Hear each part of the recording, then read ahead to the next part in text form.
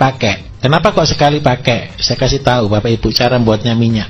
Minyak yang kita konsumsi hari ini adalah minyak dari kelapa sawit. Minyak dari kelapa sawit itu, minta maaf, saya kasih tahu ya, bukan dari kelapanya. Bukan dari, kalau kelapa itu kan ada sabut, ada batok, ada kelapa, betul ya? Bukan dari kelapa itu.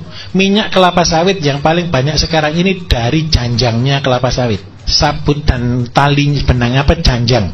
Kalau yang betul-betul minyak yang dari kelapanya itu mahalnya minta ampun. Nggak mungkin nutut kalau kita dijual. Jadi maaf saya katakan, kita ini konsumsi minyak yang paling jelek sekali. Karena itu harus dipanaskan di suhu 750 derajat baru keluar minyak. Suhu 750 derajat itu jenengan masukkan plastik ini masuk hilang. Jenengan masukkan apapun di dalamnya hilang. Itu racun tingkat tinggi. Karena itu kalau kita goreng pakai itu memang hari ini lebih cepat. Jenengan kalau ciri yang sudah tahu minyak kelapa zaman dulu yang hidup sudah di 3 generasi, jenengan bisa membedakan. Keripik zaman dulu dengan keripik zaman sekarang beda. Keripik zaman sekarang itu jauh lebih renyah dibanding dengan yang dulu. Kenapa kok bisa seperti itu? Karena minyaknya yang kita pakai ini minyak pemanasan tingkat tinggi 750 derajat. Kalau jenengan buat minyak kelapa sendiri itu suhunya maksimal cuma 200 derajat Celcius. Nah, apa yang terjadi ketika orang mengkonsumsi minyak dengan suhu tingkat tinggi? Yang pertama, penyakit kanker banyak, kolesterol pasti banyak. Bagaimana caranya aman? Kalau goreng sekali saja buang. Jadi goreng sekali saja buang itu bukan berarti sekali goreng langsung selesai, enggak. Kalau goreng jangan terlalu banyak minyaknya, begitu sudah selesai goreng langsung dibuang. Jangan sudah minyak itu sudah tidak sehat, jangan pakai minyak yang banyak, gorengnya berulang, yang sekarang dipanaskan, besok disimpan, disaring lagi, dipakai masak lagi, terus seperti itu. Jauh dengan cara seperti ini jangan kena sakit yang macam-macam. Pasti yang jelas kolesterol. Kenapa saya sering kali berkata hindari gorengan? Karena apa? Saya belum pernah orang jual gorengan minyaknya sekali pakai. Pasti bangkrut. Betul? Karena itu ya minta maaf, saya harus ngomong jujur di atas benar. Jadi itu kenapa saya tidak setuju dengan gorengan. Terus yang ketiga, hindari kerupuk. Kenapa kok kerupuk? Kerupuk itu bahannya cuma ada 3, saudara, yang paling penting. Ada tepung, ada minta maaf, ada penyedap, ada garam. Terus yang ketiga digoreng pakai minyak. Nah, minyak aja sudah sumbernya penyakit, ditambah garam dan penyedap. Ini juga sumbernya penyakit. Karena itu ya memang enak. Baru di Jawa ini loh saudara, kita bisa makan ikan kerupuk. Yang hebat lagi satu, saya di pulau-pulau seluruh Indonesia saya sudah datangi, hanya orang Jawa yang makan kerupuk. Ini konyol. Udah enak, memang enak. Di luar Jawa tidak ada ikan kerupuk. Ikan itu ikan laut kan gitu toh. Hanya di Jawa ini ada ikan tempe dan ikan kerupuk. Duh, iya, ikan tahu. Bukan saya anti kerupuk, tidak. Alangkah baiknya kita cari yang sehat. Boleh kerupuk goreng pasir gitu ya. Cari yang bagus. Terus yang kedua, kalau usahakan tanpa penyedap dan tanpa garam yang tinggi. Nah, kolesterol itu penting. Jadi lemak, terus gorengan, terus sama kerupuk itu yang utama. Nah, setelah 3 ini kita tidak konsumsi, tapi kalau dulu-dulunya sudah terlanjur sakit, maka keraknya, lemaknya itu nempel di pembuluh darah. Ketika nempelnya di pembuluh darah itu sangat mengganggu untuk yang pertama adalah kelancaran peredaran darah. Ketika darah ini tidak lancar, maka penyakit mengikuti. Kalau kolesterolnya tinggi, biasanya asam uratnya ngikut tinggi. Kalau sudah asam urat dan kolesterol tinggi, maka tensinya ikut tinggi. Setelah tensinya ikut tinggi, tahu-tahu jadi stroke. Nah, kalau sudah terlanjur seperti itu, bagaimana cara mengobatinya? Yang pertama, kita harus banyak minum air putih. Kalau sudah tahu kena kolesterol, minum air putihnya betul-betul minimal 1,5 liter. Sampai kencing kita betul-betul berwarna bening, bukan berwarna kuning, bukan berwarna coklat. Kalau jenengan waktu pipis itu sudah warnanya kayak teh, itu betul-betul kondisi parah. Itu pasti kalau pipis sudah panas. Kalau sudah pipis sudah panas, itu sudah tanda kutip besok kalau kerja bawa air, kemana-mana sangu air, tidak apa-apa. Kayak anak TK lagi tidak apa-apa, sangu air.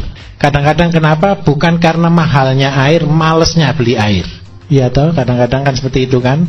Mending kok gitu, kadang-kadang di rumah aja mau minum aja kadang-kadang malas kok. Jadi lebih baik airnya dibawa kemana-mana biar ingat. Jadi kalau bisa berapa banyak 1 botol yang isi 1,5 liter, ketika minum bawa itu kemana-mana langsung diminum terus. 1 hari minimal harus habis 1 botol. Terus yang kedua, Jalan satu-satunya untuk membersihkan lemak di dalam peredaran darah, kita harus makan makanan-makanan yang mengandung lemak pengurai. Lemak pengurai itu ada di mana? Lemak pengurai yang pertama, bagi kolesterol, usahakan makan buah yang mengandung lemak. Contohnya apokat. Jadi Bapak Ibu yang penderita kolesterol, usahakan 1 minggu bisa makan apokat minimal 1 kali. Syukur-syukur bisa 2 kali. Itu untuk membakar. Jadi lemak yang baik itu untuk melawan lemak yang tidak baik. Kemudian yang kedua, harus dibuka salurannya. Membuka salurannya itu dengan cara apa? Paling gampang ada 2. Kenapa sih saya sarankan 2? Kalau bahan dari luar negeri banyak sekali, tapi 2 tanaman yang saya pakai andalan itu seledri dan kacang panjang. Itu sudah luar biasa. Saya kasih kesaksian Bapak Ibu. Teman saya gagal ginjal, sudah setiap minggu dia sudah cuci darah sudah 2 kali. Kemudian dia betul-betul taat. Jadi dia betul-betul taat melakukan semuanya. Terus saya resume, saya kasih petunjuk untuk dia pakai 1 hari 1 ikat seledri, diminum 1 hari. 1 hari. Jadi dalam waktu 6 bulan dia sudah lepas dari cuci darah sama makan sukun. Itu sepele. Mungkin Bapak Ibu sudah sering kali dengar ini. Cuman satu kadang-kadang tidak taatnya itu loh. Ketika jenengan taat, saya yakin pasti berhasil. Dan harusnya ketika jenengan mengikuti apa yang saya ajarkan di radio, semuanya sudah pinter semua. Jadi minta maaf, jangan jadi dukun tapi jangan jadi dukun, jadilah manusia sehat. Jadi kan semua resep kan ada di sana. Itu tadi. Jadi seledri dan kacang panjang. Apa cirinya? Seledri itu bentuknya pipa, kacang panjang itu bentuknya otot. Jadi kacang panjang itu adalah nutrisinya otot, seledri itu untuk membuka saluran di pembuluh darah. Itu caranya kalau kita menganalisa satu bahan. Ngerti nggih? Seledri kan kayak pipa toh? Itu memperlancar peredaran darah.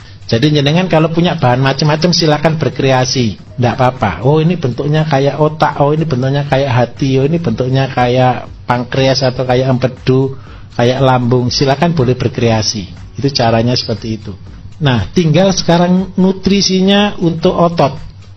Otot itu neuro, saraf itu otot itu digerakkan oleh saraf.